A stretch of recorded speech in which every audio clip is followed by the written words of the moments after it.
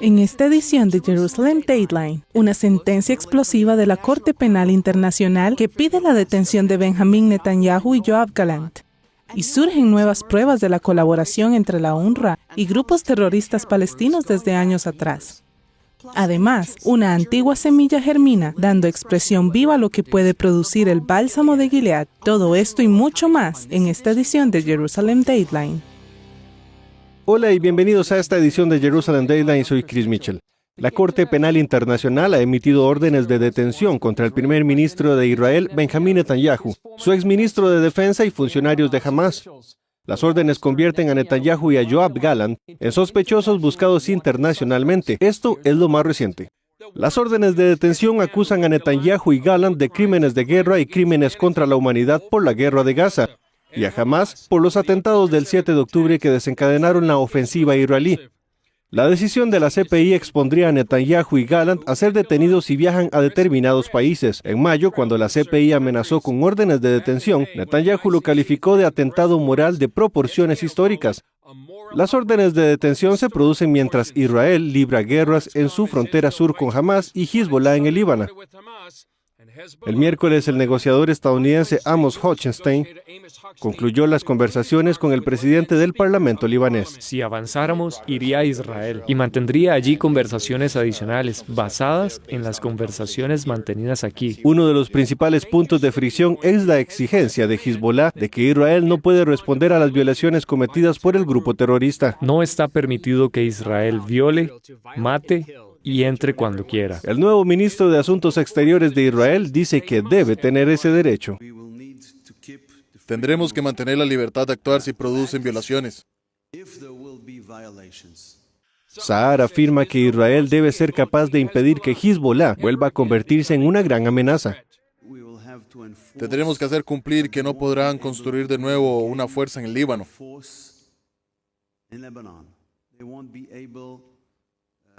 No podrán traer de nuevo municiones, misiles.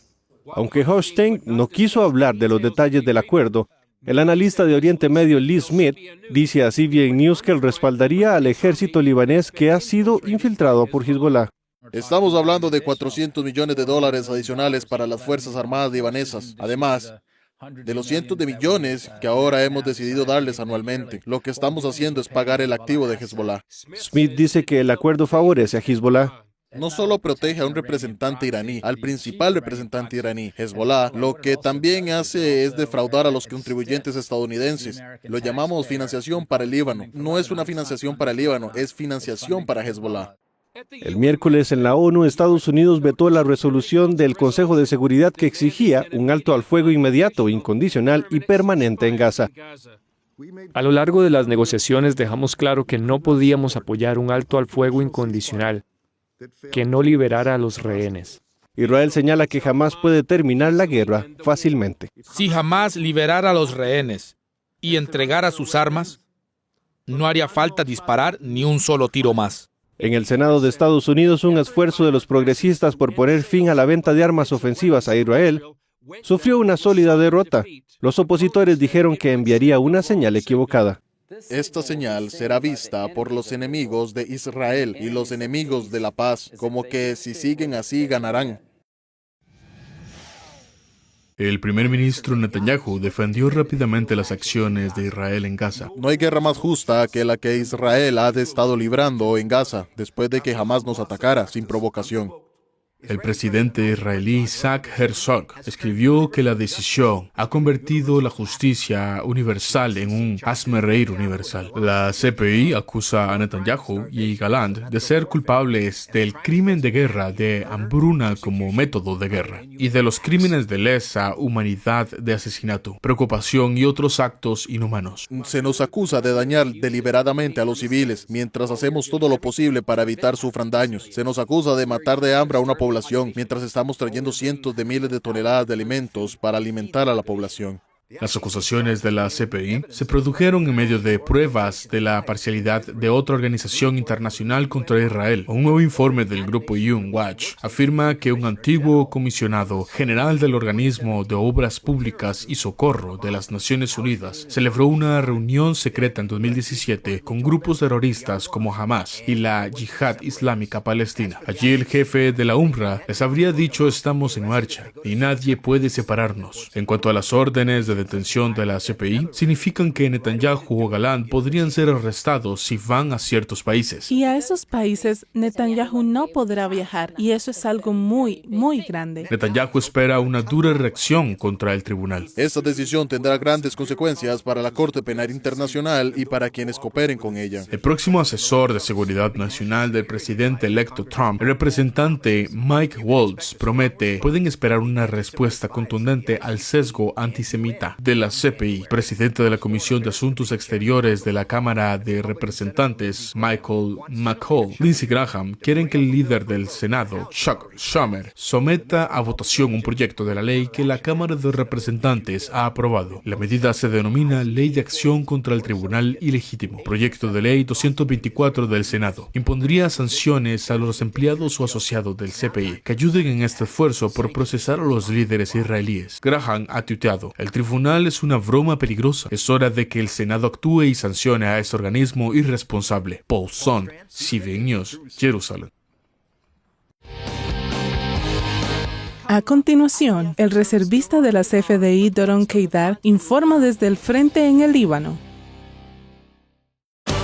Lo que sucede en el mundo es importante para nosotros. Si la sociedad se afecta, la iglesia también. Queremos estar cerca suyo con nuestras noticias, porque usted necesita estar informado. Acompáñame, soy Angie Zamora y esto es Mundo Cristiano. Continuamos informándole el resto de la historia, ahora de una forma diferente y a tan solo un clic, a través de la plataforma TikTok. Todo el acontecer de la comunidad cristiana en el mundo. Síganos como Mundo Cristiano TV.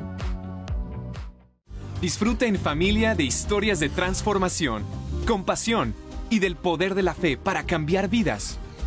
No te pierdas el programa y únete a Club 700 Hoy. Con el fin de la guerra en Gaza, la mayoría de los recursos defensivos israelíes se han destinado al Líbano. Un amigo nuestro, el sargento mayor Doron Keidar, ha estado allí durante meses y se pasó por nuestro estudio esta semana. Aquí está nuestra conversación. Doron Keidar, me alegro de estar contigo aquí en el estudio. Hemos hablado contigo a lo largo de la guerra. Acabas de llegar del Líbano. ¿Puedes describir cómo es estar allí con las botas en el suelo?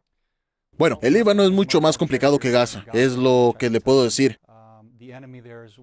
El enemigo allí es mucho más avanzado en su entrenamiento, en su armamento, son muy astutos. Como Hamas en Gaza, juegan sucio, usan el terreno, su territorio a favor. Utilizan tácticas similares de túneles subterráneos, sistemas de túneles subterráneos que están completamente bajo aldeas enteras al sur del Líbano, que esencialmente hacen que el espacio de batalla sea muy difícil como combatiente, porque no tienes un búnker o una instalación militar que estás atacando o persiguiendo, en realidad estás a través de las aldeas y reservas naturales pastorales. Así que es lento, metódico y al mismo tiempo muy exitoso. Hemos tenido mucho éxito en encontrar los depósitos de armas, los sistemas de lanzamiento de cohetes que están en las casas. Muchos de ellos son simplemente fuera de una casa, donde la casa solo abre el techo, tipo de, ya sabes, se retrae y fuera de una de esas casas tienes cohetes volando hacia Israel. Y así es como esencialmente se salen con la suya, disparando desde zonas civiles que no son fácilmente identificables. También se ha hablado de muchas armas rusas en el sur del Líbano. ¿Eso es lo que viste también? Bastante. Eso es exactamente armas rusas, mejores armas que las que tenían en Gaza. Más bonitas, más cuidadas, más nuevas. AKs y ametralladoras, etcétera. Sí, tienes razón. están usando el armamento ruso más avanzado en esta guerra contra nosotros. Y por supuesto, eso lleva a la pregunta, ¿cómo consiguieron eso? Sí, has estado allí sobre el terreno. ¿Ves un objetivo final? ¿Ves el hecho de que se pueda tomar hasta el río Litani? Al 100% estamos comprometidos. Al menos los soldados están comprometidos. Los generales están comprometidos. Muchos de los cuales han aconsejado al gobierno, a la Administración de Defensa, que tenemos que llegar al Litani para que nosotros y para lo que los espectadores entiendan lo que eso significa. El Litani es una frontera geográfica entre Líbano e Israel. Nos ayuda a tener por el terreno una frontera defendible, mientras que en este momento, que he pasado muchos años desde el 2006 hasta, digamos, 2015, en la frontera libanesa, muchas veces te encuentras en una situación de desventaja en la que el enemigo básicamente puede atacarte, que es lo que llevó a la Segunda Guerra del Líbano, cuando nuestros soldados eran vulnerables y fueron atacados y secuestrados. Así que si llegas al Litani, esa es la frontera más defendible para Israel. Encontraste lo que estamos acostumbrados, al 100%. Es un cambio de juego. A pesar de los esfuerzos de negociación realizados esta semana en el Líbano por el mediador estadounidense Amos Hochstein, la paz y la seguridad de la frontera norte parecen lejanas. El analista de Oriente Medio Lee Smith explica algunos de los factores que lo hacen. Lee Smith, me alegra estar contigo. Cuéntanos qué opinas de las conversaciones en estos momentos sobre el alto al fuego en el Líbano entre Hezbollah e Israel. Gracias, Chris. Me alegro de verte y de estar contigo. Creo que depende, obviamente, del gobierno de Israel tomar decisiones sobre su seguridad. Pero esto no es bueno para Estados Unidos. Cuando hablas del ejército libanés, ¿está corrompido de algún modo por la influencia de Hezbollah? ¿Y son el intermediario honesto en este caso? No, en absoluto. Y resulta perverso oír a funcionarios norteamericanos hablar de esto como si las Fuerzas Armadas libanesas operasen por su cuenta. Están totalmente dirigidas por Hezbollah, al igual que las Fuerzas de Seguridad Interna del Líbano. Y una vez más, el contribuyente estadounidense paga cada año los activos de los representantes iraníes. Así que ahora mismo los responsables políticos estadounidenses tienen que tomarse un poco más en serio lo que está ocurriendo en el Líbano. Y ahora mismo la idea de que las Fuerzas Armadas libanesas y la UNIFIL son capaces de ir al sur y evitar que Hezbollah cause más caos, no solo en el norte de Israel. Y por desgracia, tenemos que reconocer algunos hechos desagradables sobre el sistema político libanés. Y es que mucha gente, no solo Hezbollah, no solo la comunidad chiita, se está beneficiando del control de Hezbollah, incluyendo también a gran parte de la comunidad cristiana, que está aliada con Hezbollah. Así que tenemos que hacer frente a ese hecho desagradable. Como fuerza de combate está muy mermada, pero con fuerza política dentro del Líbano nada ha cambiado. Wow, ¿y ves esperanza de que el Líbano se libere de Hezbollah y su patrocinador Irán? La cuestión es hasta qué punto el Líbano quiere ser libre. Es muy triste y desafortunado, pero creo que tanto nosotros como estadounidenses como los israelíes tenemos que hacernos nuestras propias preguntas sobre nuestro propio interés nacional. Debemos tener en cuenta que hay algunos grupos cristianos y musulmanes que están alineados con los intereses estadounidenses y otros que no lo están. Y como estadounidenses, como parte de nuestra gran nación estadounidense, tenemos un montón de gente que vive aquí y no debemos ver el mundo, especialmente no nuestro interés nacional, en términos de intereses sectarios. Tenemos intereses nacionales que hacen avanzar a todos los americanos, no solo a los grupos particulares, ni musulmanes, ni cristianos, ni judíos. Seguro. Bueno, Lee Smith, aprecio tu perspectiva y análisis sobre un tema muy, muy importante ahora mismo aquí en Oriente Medio. Muchas gracias, Chris. Más adelante, pasar página, el posible sustituto del Organismo de Obras Públicas y Socorro de las Naciones Unidas. Lo que sucede en el mundo es importante para nosotros. Si la sociedad se afecta, la iglesia también. Queremos estar cerca suyo con nuestras noticias, porque usted necesita estar informado. Acompáñame, soy Angie Zamora y esto es Mundo Cristiano. Disfruta en familia de historias de transformación, compasión y del poder de la fe para cambiar vidas. No te pierdas el programa y únete a Club 700 hoy. Desde el 7 de octubre, el mundo ha visto a la UNRWA bajo una nueva luz, la de su colaboración directa con grupos terroristas como Hamas y la Yihad Islámica. Esto nos lleva a preguntarnos, si la UNRWA tuviera que ser desmantelada por completo, ¿quién haría el trabajo? El lugar de este refugio antiaéreo ha sido calificado como una masacre dentro de otra masacre. Ese día, el 7 de octubre, terroristas de Hamas asesinaron a 16 israelíes que se escondían en este refugio antiaéreo tras huir del Festival de Música Nova.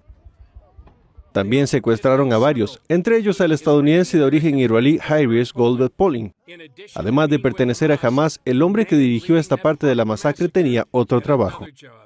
Mohamed Abu Itigui era comandante de Nukba en el batallón El Burey de la brigada del campo central de Hamas.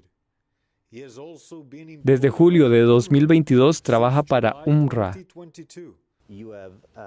Tienen empleados de la UNRWA que dirigirán la masacre.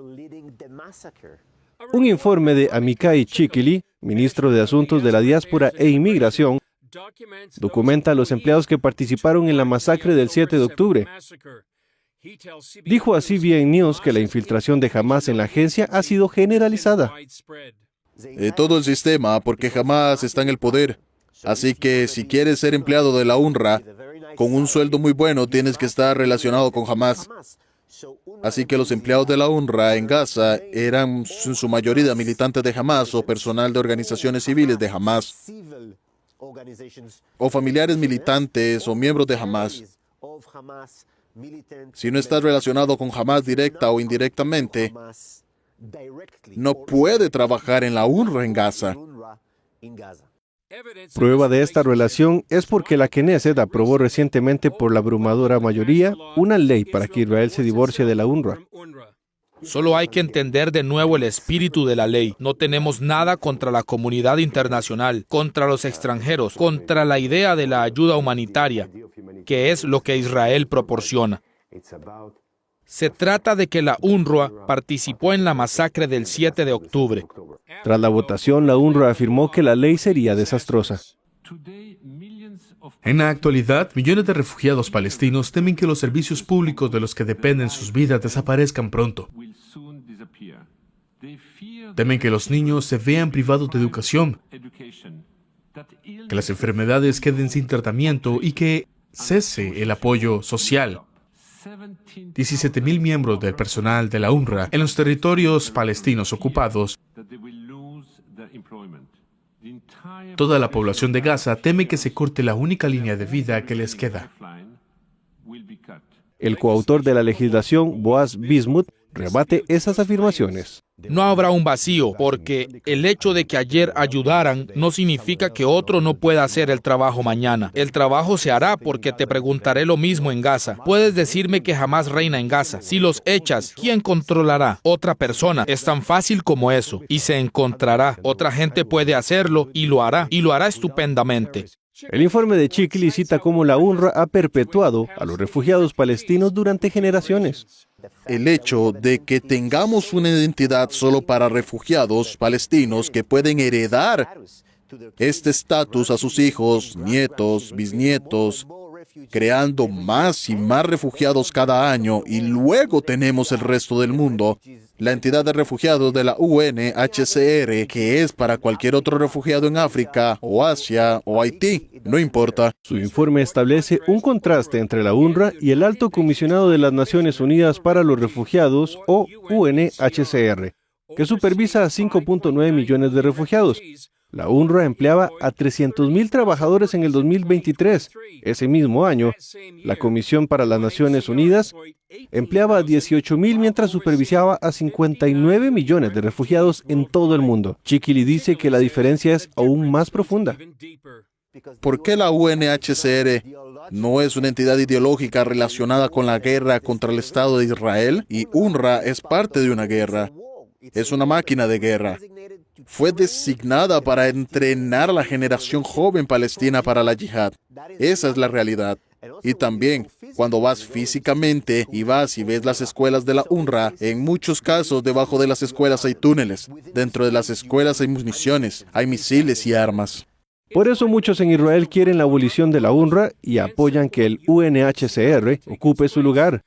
Pero en una declaración, la ACNUR dijo a CBN News: como nosotros con otras agencias de la ONU hemos advertido previamente, UNRWA es la única entidad con capacidad de entregar la escala y amplitud de asistencia que 2.2 millones de personas en Gaza y millones de otros palestinos en Cisjordania, Líbano, Siria y Jordania necesitan. Como ha declarado el secretario general de la ONU, no hay alternativa a la UNRWA. Sin embargo, los críticos citan que el legado más duradero e informe de la UNRWA es su sistema educativo. Muchos directores de las escuelas de la UNRWA en Gaza eran también miembros de Hamas. Shikili dice que se necesita un pueblo para criar un terrorista y que la UNRWA ayudó a enseñar una ideología genocida. Esta es la ideología palestina, es la ideología de la UNRWA. Y, por cierto, también es muy importante entender la ideología yihadista para entrenar a los niños en el odio, el antisemitismo, para enseñarles que la guerra contra los judíos y matar a los judíos, eso es lo más importante en la tierra. Y eso también una parte de lo que vivimos el 7 de octubre. Bajo la administración de Biden, en el 2023, Estados Unidos se convirtió en el mayor donante de la UNRWA. En la primera administración de Donald Trump, puso fin a la financiación de la agencia. La mayoría aquí espera que cuando asuma el cargo en enero, actúe rápidamente para hacerlo de nuevo. A continuación, un árbol crece dentro de una antigua semilla. ¿Podría producir lo que se conocía en la Biblia como el bálsamo de Gilead? Cuenta Regresiva, tu nuevo podcast de referencia para mantenerte informado escuchando el resto de la historia. Muchos dicen es la película que Hollywood no quiere que veamos. Un obispo encarcelado a quien le han cercenado sus derechos y ha estado presionadísimo. Con noticias esenciales de la semana, presentadas en segmentos en Cuenta Regresiva, desglosadas en breves minutos de análisis profundo. Del tráfico sexual de niños. Es decir, eso es un tema real que está sucediendo y que está afectando. Nos queda el último minuto. Opina y participa. Tu voz cuenta en nuestro espacio dedicado a la audiencia. Vamos a leerles varios de los comentarios de este último tema que precisamente ustedes están hablando. Nos dice por acá Pedro Camacho, nos dice: en Nicaragua no tenemos libertad de expresión y menos libertad religiosa. Escúchanos donde estés o en nuestro canal de YouTube para una experiencia visual. Jonathan Villarreal y Kevin Valverde te guiarán a través de cada noticia y te llevarán más allá de los titulares en Cuenta Regresiva.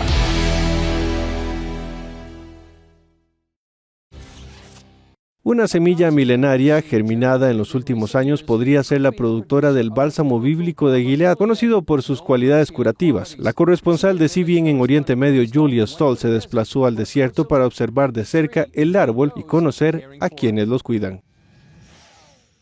En las profundidades del desierto de Negev, los expertos que cultivan el árbol lo consideran un milagro porque pensaban que había desaparecido de Israel hace mucho tiempo. Cuando plantaron la semilla milenaria hace 14 años, no tenían ni idea de en qué se convertiría. Ahora este árbol de 9 pies podría estar llamándonos desde los tiempos de la Biblia. Esto es un milagro, es una resurrección.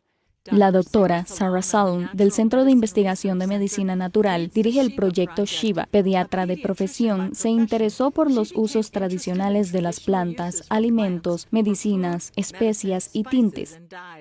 Salm y la doctora Elaine Soloway, directora del Centro de Agricultura Sostenible, pusieron en marcha el proyecto de plantas medicinales de Oriente Medio aquí, en el Kibbutz Keturah. Me interesé mucho no solo por las plantas que crecen aquí ahora, sino por las plantas que crecían aquí hace mucho tiempo, especialmente las plantas que se mencionan en la Biblia. Eso llevó a Salom a iniciar una búsqueda que acabaría desembocando en este árbol al que han apodado Shiva. Es un árbol que creció a partir de una antigua semilla. Una semilla milenaria que fue encontrada en el desierto de Judea hace unos 40 años por el profesor Joseph Patrick, profesor de arqueología de la Universidad Hebrea, cuando excava cuevas a unos 5 kilómetros al oeste de Jericó. Tras años de profunda investigación científica y bíblica y consultas con expertos de todo el mundo, creen que este árbol ocupa un lugar destacado en la Biblia. En el libro del Génesis, que se remonta al menos en la historia de Jacob y sus hijos, a 1800 a.C., encontramos una referencia a algo llamado tsori, una resina de un árbol o un arbusto. Salom dice que tsori, traducido como bálsamo, se menciona a menudo en relación con algo de valor aquí. Algo de la tierra, esta tierra, la tierra de Israel, y algo relacionado con la curación, especialmente cuando Jeremías y más tarde Ezequiel hablan de ello. Salom entregó la semilla a Soloway para que diera los siguientes pasos en su cultivo. Una semilla extraña. Nunca había visto una semilla igual. Alguien me dijo, es una aceituna. No, no es una aceituna. Y otro dijo, es un albaricoque. Así que dije, no, no es un albaricoque. Así que lo planté. Soloway lo regó cuidadosamente y lo trató como hace con otros proyectos antiguos. Para mi asombro apareció este gracioso retoño con un sombrero. Y cuando surgió el pequeño brote verde, tampoco sabíamos qué era. Así que envié fotos a todo el mundo y uno de los botánicos a los que se las envié me contestó: ¿has cultivado una especie de comífora? Comífora es el nombre en latín de una familia de plantas conocida por dar resina, una sustancia pegajosa que se puede utilizar para fabricar medicamentos. Y forma parte de la familia de árboles, arbustos, a la que pertenecen la mirra y el incienso. Algunos de los árboles de incienso más famosos de la historia pertenecen a esta familia, pero no todos sus miembros son olorosos. Los principales expertos, sin embargo, no tenían conocimiento de este específico. No parecía haber nada que se pareciera a este árbol.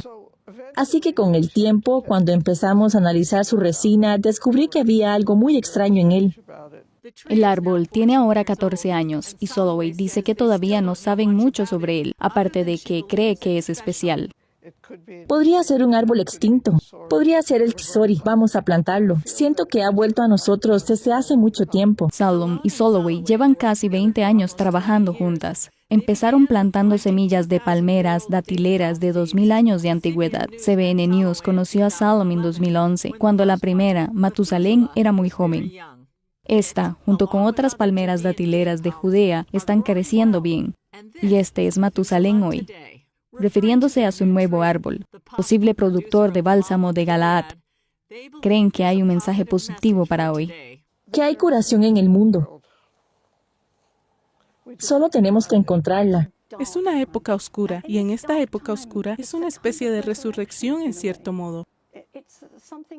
Es algo que no se ha visto en miles de años. Creo que para mí representa la luz y la esperanza. Julia Stahl, CBN News, Kibbutz Keturah, Israel. Qué gran historia de una antigua semilla que ofrece una ventana moderna a los tiempos bíblicos. Esto ha sido todo por esta edición de Jerusalem Dayline. Gracias por acompañarnos. Recuerde que puede seguirnos en las redes sociales y acceder a los contenidos de CBN a través de todas las plataformas de CBN y las aplicaciones de CBN News. Y no se olvide suscribirse a los boletines electrónicos para recibir información sobre las últimas noticias. Y por favor, sigan orando por Israel y por la paz de Jerusalén, por los soldados de la FDI y por todos aquellos que se encuentran en peligro, para que los rehenes de Gaza vuelvan a casa, y para todos nosotros aquí en la oficina de Jerusalén. Soy Chris Mitchell, nos vemos la próxima vez en Jerusalem Dayline.